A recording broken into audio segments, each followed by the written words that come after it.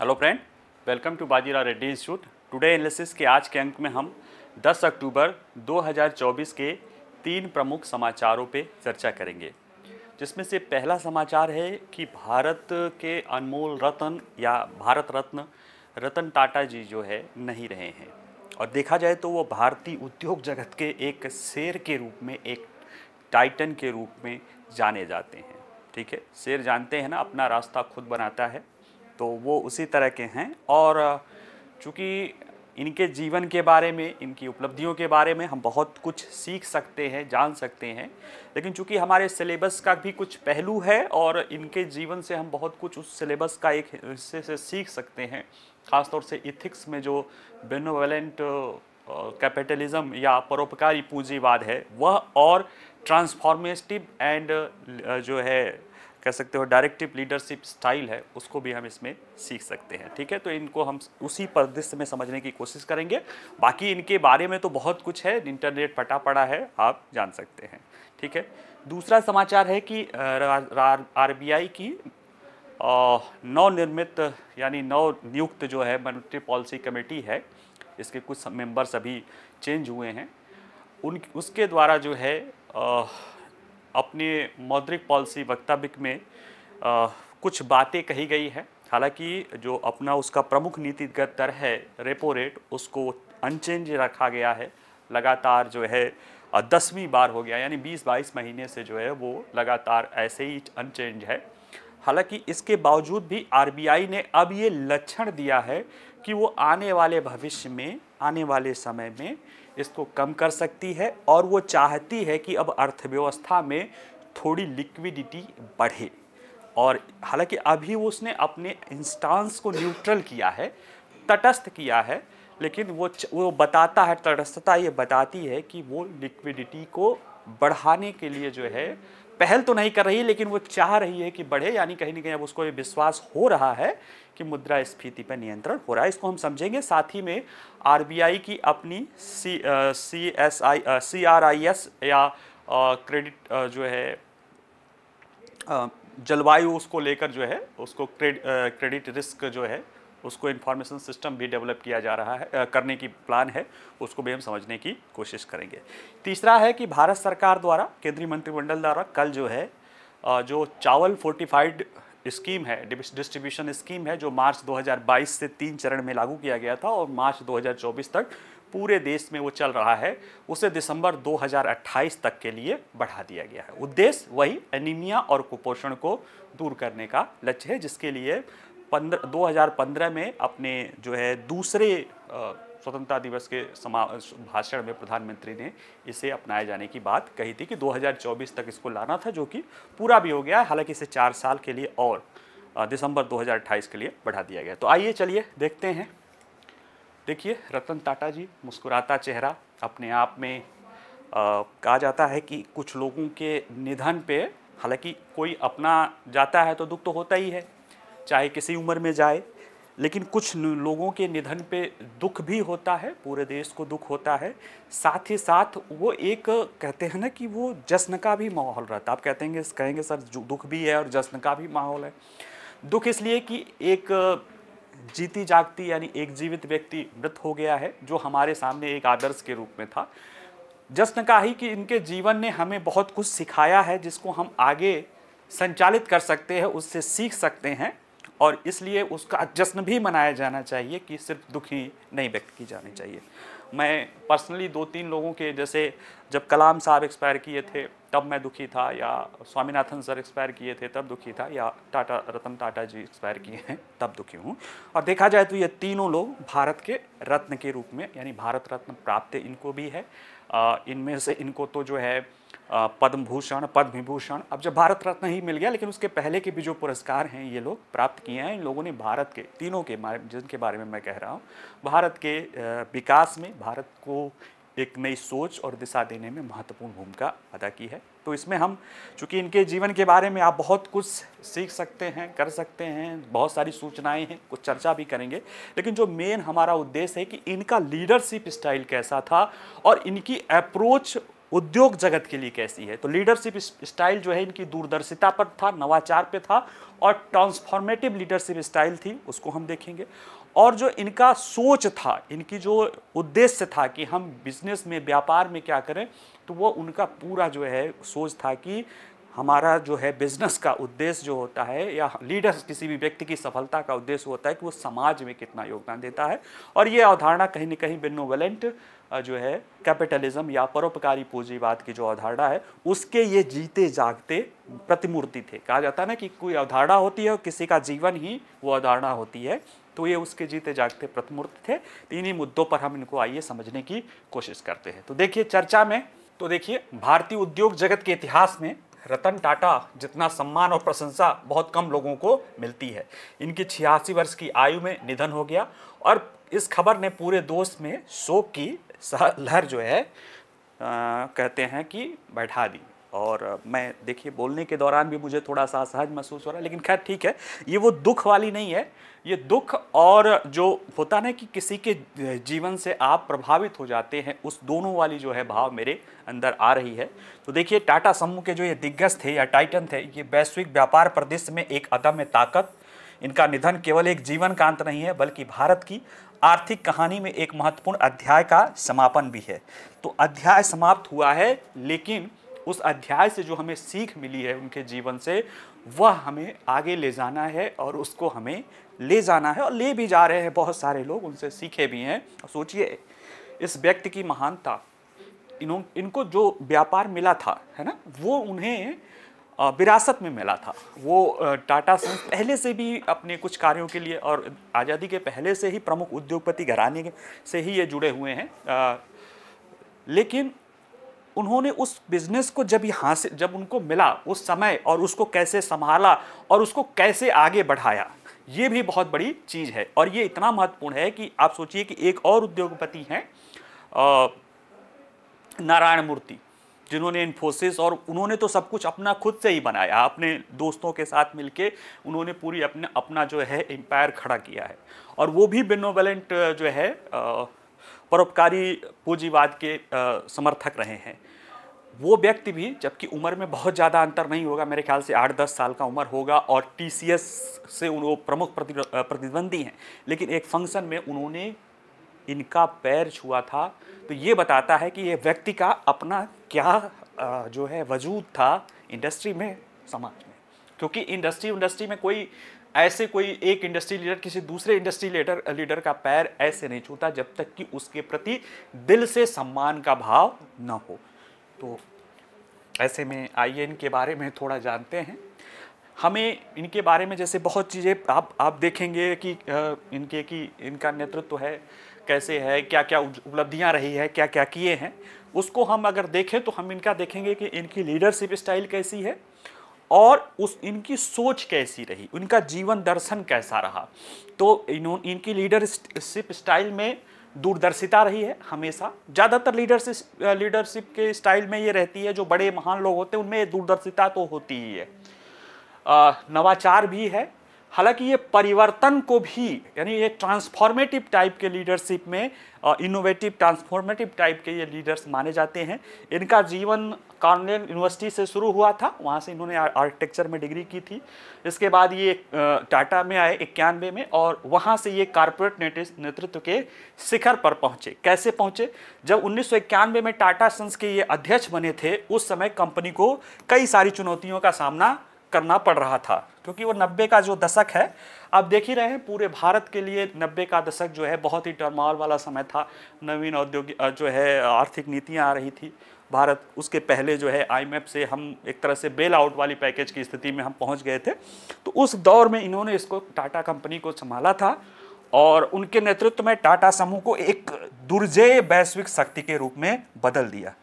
जो क्या क्या अभी देखेंगे, दुर्जेय वैश्विक शक्ति के लिए बदल दिया, और साथ ही साथ कई कंपनियां दुर्जेय हुई हैं, कई कंपनियों ने अपने को बहुत वो किया है, लेकिन उसके साथ साथ इन्होंने नैतिक व्यावसायिक प्रथाओं के प्रति अपनी प्रतिबद्धता को कभी छोड़ा नहीं।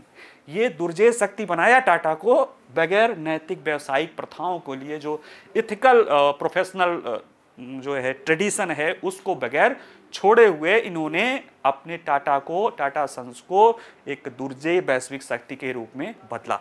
इन्हीं के नेतृत्व में टाटा ने वो सब किया जो एक कह सकते हो कि एक हमारे लिए एक स्वप्न के रूप में था कि कभी कोई भारतीय एमएनसी, हमने बहुत समझा था कि बहुत राष्ट्रीय कंपनियां वो आती थी, भारत में अधिग्रहण करती थी, कभी ये भी होगा कि किसी भारतीय कंपनी ने भी विदेशों में अधिग्रहण किया होगा, और इन्होंने किया। 2007 में कोरस स्टील का किया, 2008 में जगुआर लैंड रोवर यानी JLR का किया, बाद में तो खैर बहुत सारी चाइनीज कंपनियों ने भी बहुत सारी बड़ी बड़ी कंपनियों को किया। लेकिन ये दिखाता है और इसने ये बताया कि भारत में भी ये क्षमता है जो वैश्विक खिलाड़ी के रूप में, कि भारत वैश्विक कंपनियों को भी न केवल अधिग्रहित कर सकती है बल्कि उन्हें सही ढंग से संचालित भी कर सकती है। और दुनिया की, ये तो उन्होंने बड़े बड़े काम किए, साथ ही में उन्होंने दुनिया की सबसे सस्ती कार के रूप में टाटा ने नैनो निकाली। और देखा जाए तो कई लोगों ने वो फेल रहा उनका प्रोजेक्ट, बहुत सारे लोगों ने उनका मजाक भी उड़ाया, लेकिन वो भाव देखिए कि वो चाहते थे कि जो हमारा लोअर मध्य वर्ग हो वह एक सुरक्षित वातावरण जो है वो एक सुरक्षित वातावरण में मोबिलिटी कर सके, और सस्ती होने के बावजूद भी उसकी मजबूती को लेके कहा जाता है टाटा का लोहा, उसकी मजबूती को लेकर कोई किसी को शक नहीं था। फिर इसके बाद तो बहुत सारी चीज़ें हुई, और ये बताता है कि इन्होंने अपनी बिजनेस में कैसे अपने प्रभाव दिखाया, दूरदर्शिता दिखाई, कैसे नवाचार को लिया, और कैसे उन्होंने ट्रांसफॉर्मेटिव लीडरशिप को अपनाने की कोशिश की। अब ये सब तो चलो ठीक है बिजनेस के रूप में, लेकिन उनके जीवन से अगर देखा जाए तो व्यावसायिक उपलब्धियों से परे रतन टाटा एक ऐसे भारत की कल्पना वो करते थे जहां आर्थिक विकास और सामाजिक जिम्मेदारी साथ साथ चले। और इस चीज को जो कहते हैं कारपोरेट सफलता को सामुदायिक उत्थान के साथ साथ सामंजस्य स्थापित करना चाहिए, और इसको लेकर इनका जो सोच है, हालांकि ये इन्हीं का नहीं और भी बहुत सारे लोग इसको चलाते हैं, उसको कहा जाता है बेनोवलेंट जो है कैपिटलिज्म या पूंजीवाद। वो विचारधारा होती है जिसमें आर्थिक विकास का लाभ जो है जिसके पास पूंजी होती है उसको मिलता है।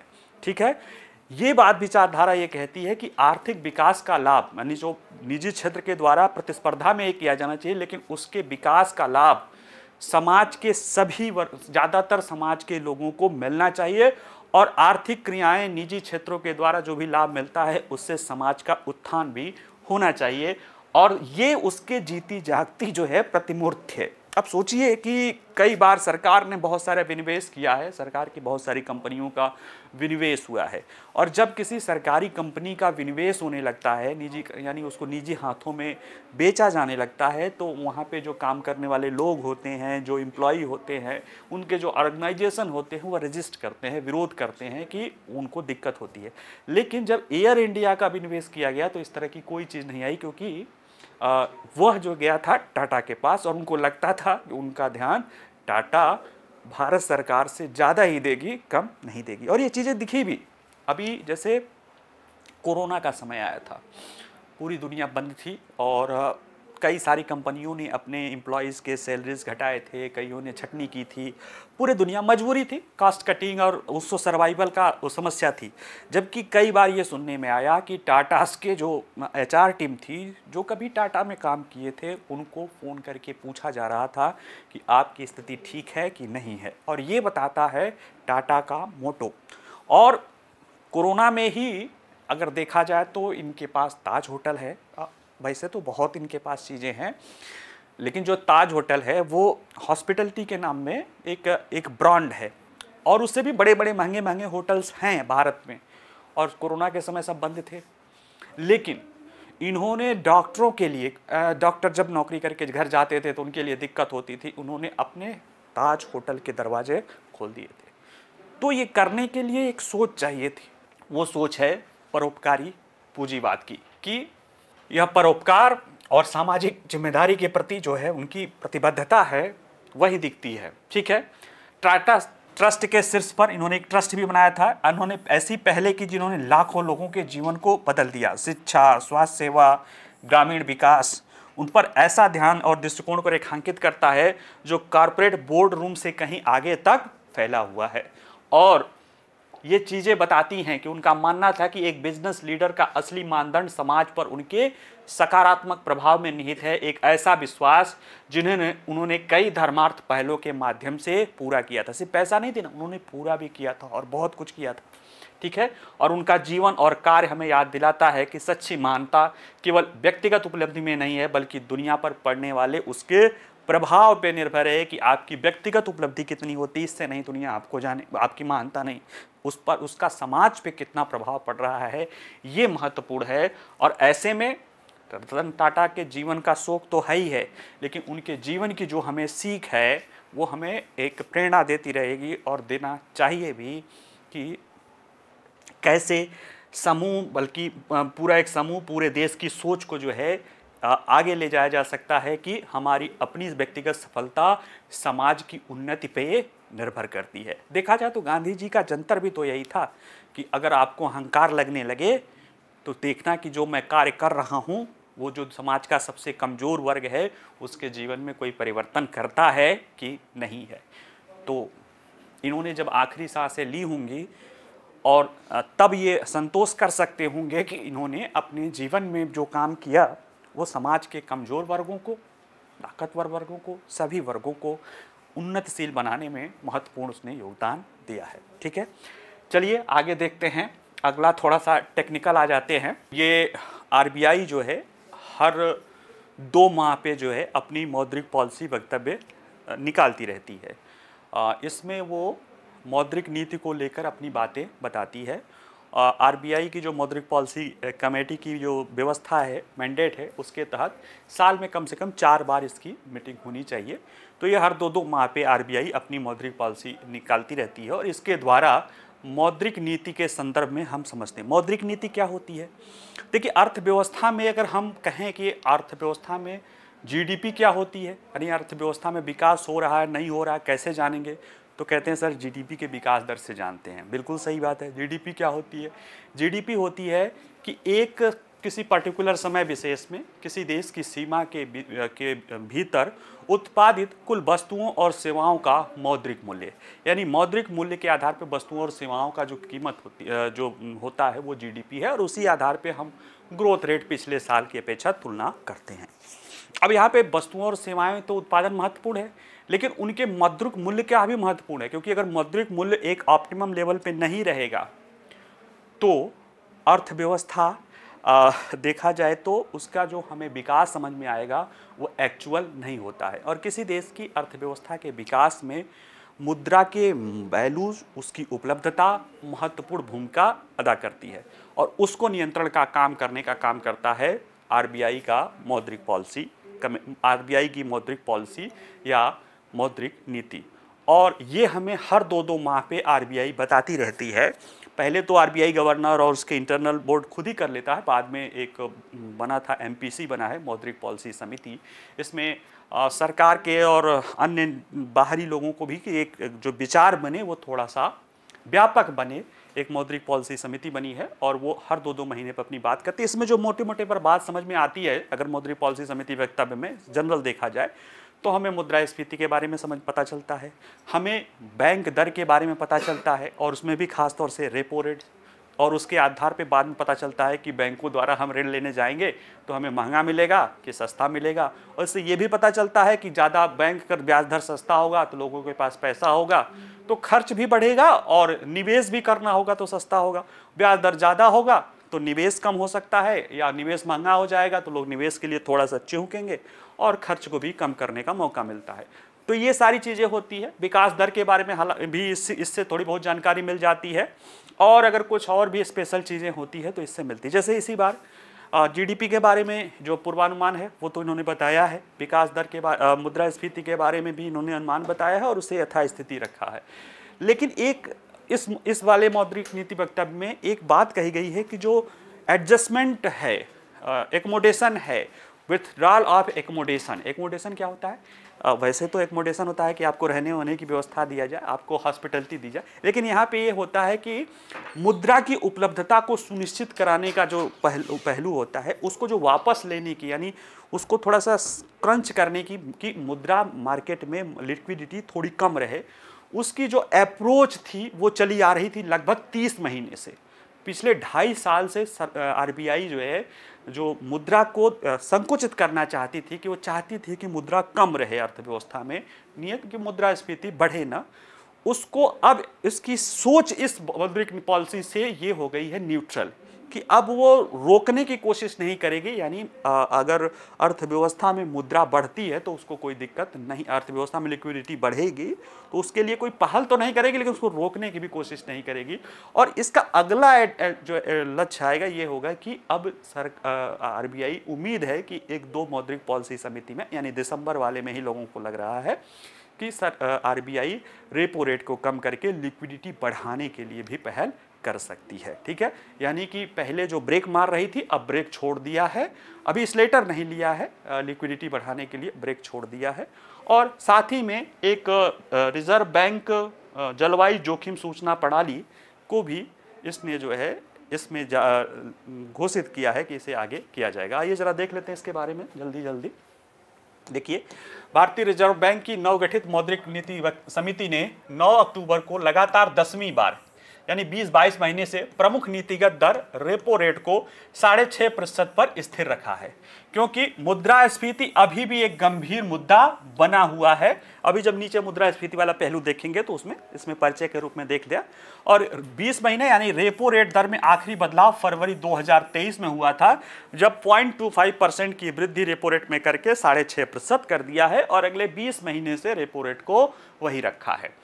आरबीआई ने वित्त वर्ष 2024-25 के लिए सकल घरेलू उत्पाद और मुद्रास्फीति के अनुमानों को क्रमशः 7.2%, हालांकि सरकार ने तो आर्थिक सर्वेक्षण ने तो 6.5 से 7% रखा है, लेकिन आरबीआई अपना 7.2% रखी है विकास दर को, जो पिछले साल की अपेक्षा ज़्यादा है, जो एक्चुअल है उससे ज़्यादा है, लेकिन 7.2% का रखा है। और मुद्रास्फीति के लक्ष्य को 4.5% पर बरकरार रखा है।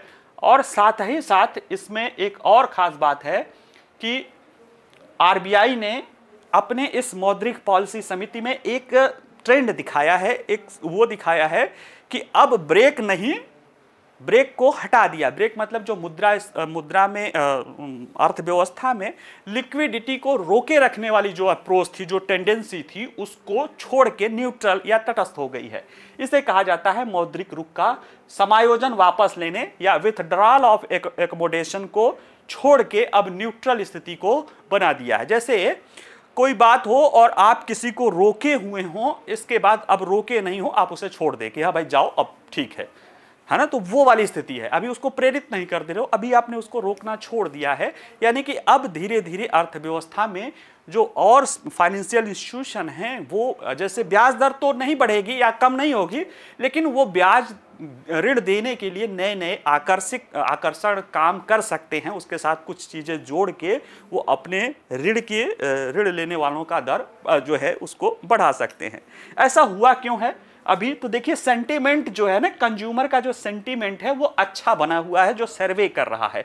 जैसे जो जुलाई में था तो सिचुएशन को लेकर 26%, अब ये सब बढ़ा ही दिख रहा है। केवल प्राइस लेवल की स्थिति थोड़ी सी सिचुएशन डाउन है। उसके पीछे जो वजह है वो है कि एक तो खाद्यान्न का थोड़ा सा महंगाई है, सब्जियों में टमाटर, प्याज, आलू, समझ ही रहे हैं कि जो टॉप वाली कहा जाता है टमाटो, ओनियन एंड पोटैटो, ये सीजनल होता है, महंगाई होता है। कुछ अभी फसलें आनी शुरू हो जाएंगी तो ये नॉर्मल हो जाएगा।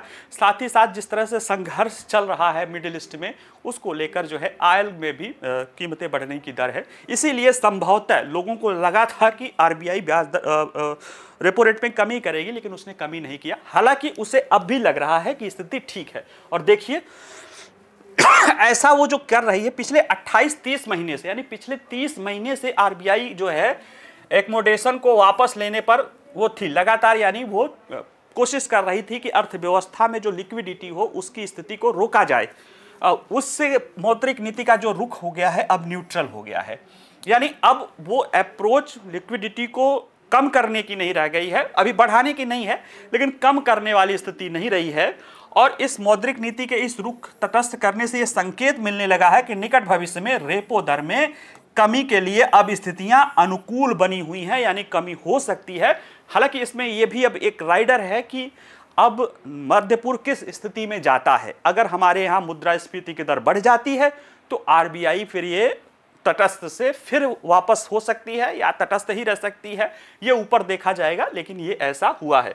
इसके अगर मतलब के रूप में थोड़ा देखें तो देखिए, गवर्नर ने कहा यह निर्णय इसलिए लिया गया है ताकि लक्ष्य के साथ मुद्रास्फीति का जो टिकाऊ रूप से चल रहा है, संरेखण है, वह स्पष्ट रूप से इस पे रहे, जबकि विकास को भी बढ़ावा दिया जा सके।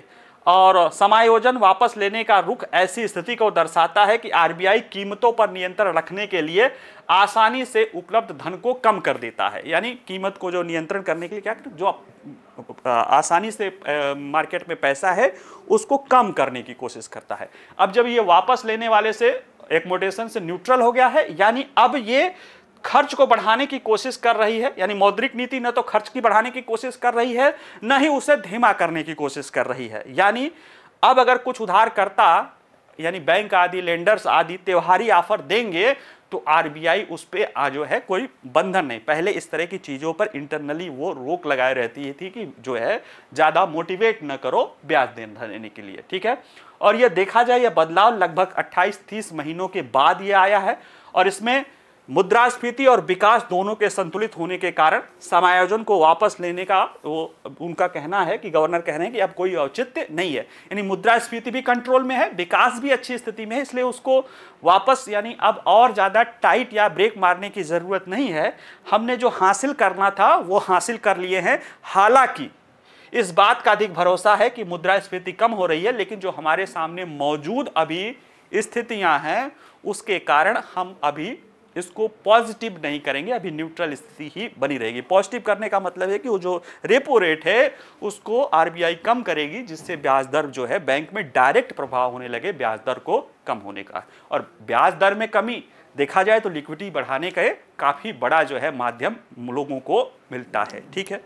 जैसे अभी कोई जाए कोई सामान लेने तो दुकानदार कहे यार ये सामान ले लो, तो बदले में हम आपके घर तक पहुँचवा देंगे। ये भी एक टेंडेंसी होती है कि चलो हम फ्री होम डिलीवरी दे रहे हैं, या होम डिलीवरी दे रहे हैं, इतना सामान ले को फिर फ्री होम डिलीवरी दे रहे हैं।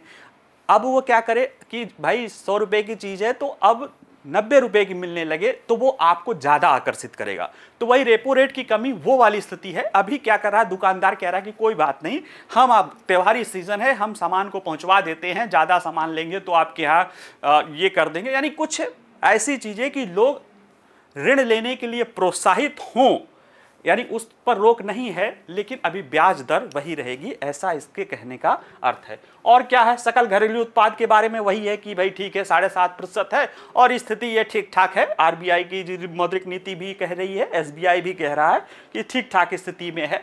मुद्रास्फीति देखिए 4.5% माना जा रहा है। हालांकि खाद्य कीमतों पर सतर्कता बरती जा रही है, कच्चे तेल की कीमतों को लेकर भी संघर्ष की स्थिति है।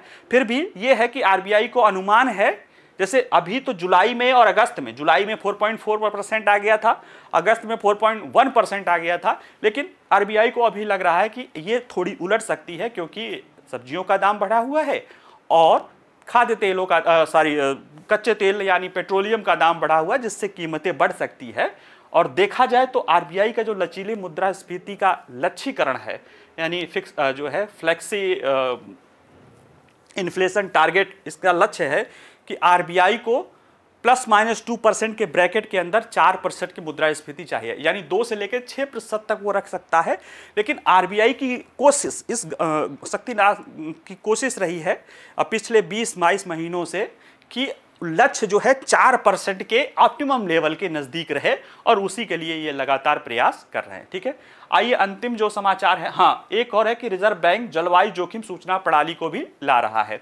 देखिए जलवायु परिवर्तन के विरुद्ध वित्तीय प्रणाली को मजबूत बनाने के लिए भारतीय रिजर्व बैंक जलवायु जोखिम सूचना प्रणाली विकसित कर रहा है। इसका उद्देश्य क्या है, वित्तीय स्थिरता पर जलवायु संबंधी जोखिमों के बढ़ते प्रभाव को जो है संबोधित करना था। आरबीआई का निर्देश था कि जो रेगुलेटरी संस्थाएं हैं वो जलवायु जोखिम का आकलन उनको लिए आवश्यक है, और उसके लिए जलवायु परिदृश्यों, पूर्वानुमान और उत्सर्जन डेटा के बारे में उच्च गुणवत्ता वाले डेटा इनके पास उपलब्ध हो। लेकिन इनके जो स्रोत होते हैं अक्सर फ्रेगमेंटेड होते हैं, जिससे सही जानकारी उपलब्ध नहीं मिल पाती है।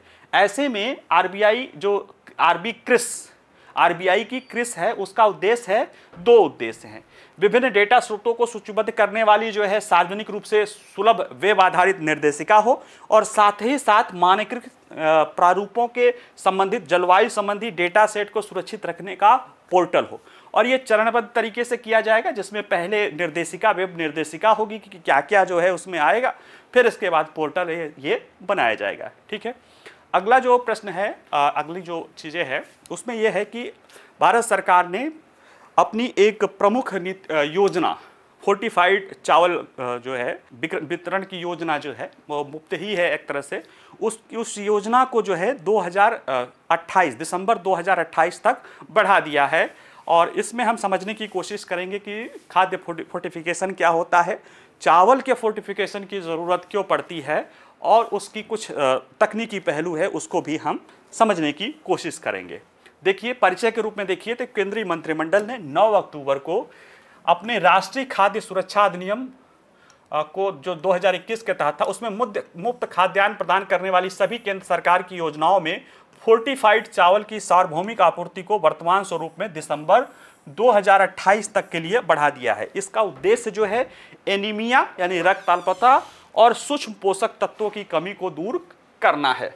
अगर देखें कि खाद्य इसमें जो है अप्रैल 2022 में आर्थिक मामलों की जो है कमेटी थी, उसने जो है चरणबद्ध तरीके से पूरे देश में चावल फोर्टिफिकेशन की योजना को लागू किया था। अब इसमें जो है 3 चरण में ये लाया गया था और मार्च 2024 तक ये पूरी तरह से लागू हो गया है। सरकार का उद्देश्य है कि इसे और आगे तक बढ़ावा दिया जाए। ठीक है, खाद्य फोर्टिफिकेशन क्या होता है, तो देखिए एफएस जो हमारी भारतीय खाद्य सुरक्षा एवं मानक प्राधिकरण है, उसकी जो परिभाषा है उसके अनुसार जो है भोजन जो भी हम खाएं उसमें न्यूट्रिशन की गुणवत्ता को बढ़ाना है।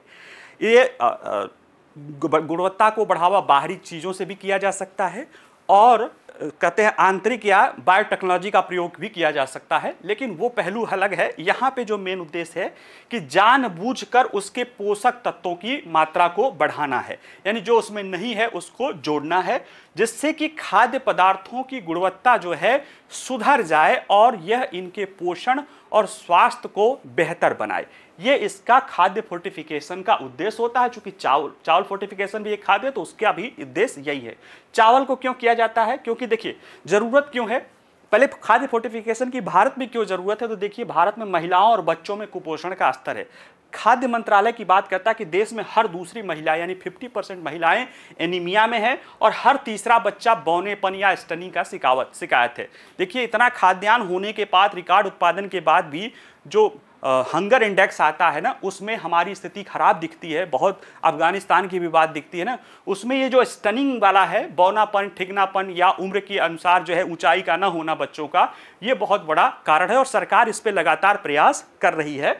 और देखिए सर्वे भी देखिए, नेशनल फैमिली हेल्थ सर्वे, इसके अनुसार एनीमिया भारत में एक व्यापक समस्या बनी हुई है, और ये विभिन्न आयु के बच्चों के, महिलाओं की खुद अपनी कुछ जो है नेचुरल ये स्थिति होती है जिसके कारण वो एनेमिटिक होती हैं। और इसके अलावा आयरन की कमी, विटामिन B12 और फोलिक एसिड जैसे अन्य विटामिन और खनिज की कमी बनी रहती है, जिससे समग्र आबादी में स्वास्थ्य और उत्पादकता पर असर पड़ता है। क्योंकि हमारे यहाँ पे खाद्य सुरक्षा अधिनियम के लिए गेहूं, चावल और मोटे अनाज देकर ऊर्जा तो सुरक्षा, जो पोषण है वो तो हो जा रहा है, लेकिन उसमें न्यूट्रिएंट की कमी रह जा रही है, जिससे ये समस्या आ रही। अब इस कुपोषण को दूर करने के लिए खाद्य फोर्टिफिकेशन पे जो है बल दिया जा रहा है। और देखा जाए तो भारत में जो चावल है उसको सबसे ज़्यादा उपयोग किया जाता है। 2/3 जो है आबादी चावल का उपयोग करती है, ज़्यादातर खासतौर से उसमें गरीब आबादी। और 6.8 किलोग्राम प्रति दिन का जो है प्रति माह का एवरेज आता है चावल का। और ऐसे में अगर चावल को फोर्टिफाइड कर सकें तो हमारी अधिकांश आबादी और खासतौर से गरीब आबादी को इसको पोषण मिल सकता है। इसकी प्रक्रिया कोस्टिंग, डिकोस्टिंग और इस तरह से करके मिलाया जाता है। FRK एक तकनीक होती है, इसमें निर्देश है कि 10 ग्राम FRK 1 किलोग्राम नियमित चावल में मिलाया जाता है, यानी गर्म करके और मिलाने की प्रक्रिया है, पढ़ लीजिएगा। इसमें जो मानदंड है कि 1 किलोग्राम फोर्टिफाइड चावल में क्या क्या होना चाहिए, तो आयरन है 28 मिलीग्राम से लेकर 42 मिलीग्राम, फोलिक एसिड है 75 से 125 मिलीग्राम, विटामिन बी है 0.75 से लेकर 0.25 मिलीग्राम तक इसमें होना चाहिए, और यही चीज़ें जो है इसमें मिलाई जाती है। ठीक है, भारत में अब तक तो देखिए 15 में प्रधानमंत्री जी ने कहा था और इसे पीडीएस और मध्याह्न भोजन के तहत किया गया था। 2024 तक जो है जितना भी चावल वितरित किया जा रहा है उसमें सब में फोर्टिफिकेशन किया जा चुका है और इसके लिए अप्रैल 2022 में एक योजना लाई गई थी, इसे 3 चरण में किया जाएगा, जिसका पहला चरण योजना लाने के पहले से ही लागू है और ये मार्च 2022 तक इसमें 2 कार्यक्रम, अप्रैल में लाया गया था, मार्च 2022 तक ही इसे था कि एकीकृत बाल विकास योजना और पीएम पोषण जो बच्चों के लिए है उसको फोर्टिफाइड उसमें चावल दिया जा रहा था।